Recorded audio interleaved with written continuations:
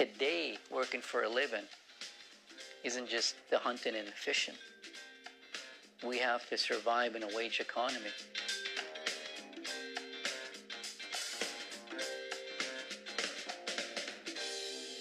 The Department of Indian Affairs is probably the biggest obstacle, because most people don't realize that the bureaucrats in Ottawa still control Indian reserves to a great extent. The Minister of Indian Affairs still has a lot of controlling, which he shouldn't, and the department should not be controlling what we can and can't do on the reserves. But we still have to go through the Indian Affairs leasing process, their regulatory schemes that they put in place. But some of the bureaucracy is helpful. Most of it isn't, but some of it is helpful. And we've been able to work with the department to get our lease developments through. We've been able to work with the Indian Affairs Department in Ottawa, in Vancouver, to get our projects through. Because most bureaucracy doesn't work at the speed of business.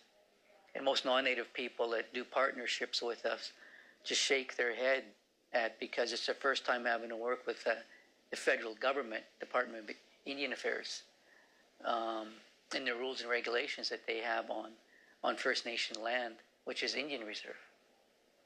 The equation that's in my mind is money equals opportunity. So we have to make money so that we have more opportunity.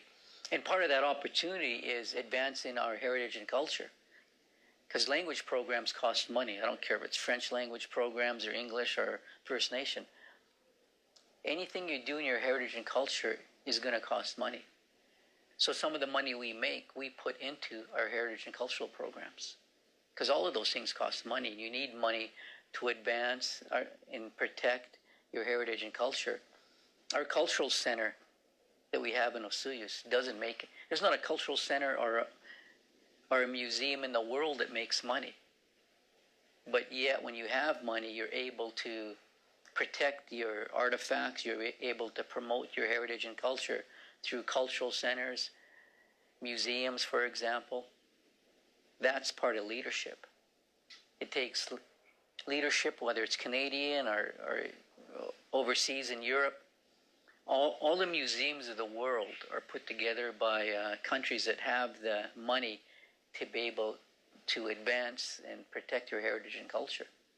So I firmly believe Native people worked for a living before the French and English were here. That's what we got to get back to. And today, working for a living isn't just the hunting and the fishing. We have to survive in a wage economy. But yet, just like the Chinese people have proven, the French people, East Indian people, they can still get an education and a degree, get a good job, but still practice their heritage and culture and speak their language. I see it all the time in Canada. Have a good work ethic. That's the first thing. You got to have a good work ethic. All the old people I've known, whether they're French, English, or First Nation, people 60, 70 and older, the vast majority of them have that hard work ethic. They don't believe in welfare. They don't want to be in a welfare line. They want to work for a living. Have a good work ethic. Next, have a passion for whatever job you want to get into, whether it's in health and education, lawyer, doctor, even being an iron worker, driving a bus. Doesn't matter what it is. Find a job you like to do. But to a Native person, you still got to spend half the time on your Native side of the scale. To me, there's this imaginary scale where, sure, we have to spend half of our, a good portion of our time in a contemporary society, but still spend half your time on the Native side of your scale. Get involved in your language, your cultural programming. Get out on the land once in a while, whether it's hunting, fishing, whatever your traditional activities. Because I've seen Native people all over the U.S. and Canada that might put on a suit and tie,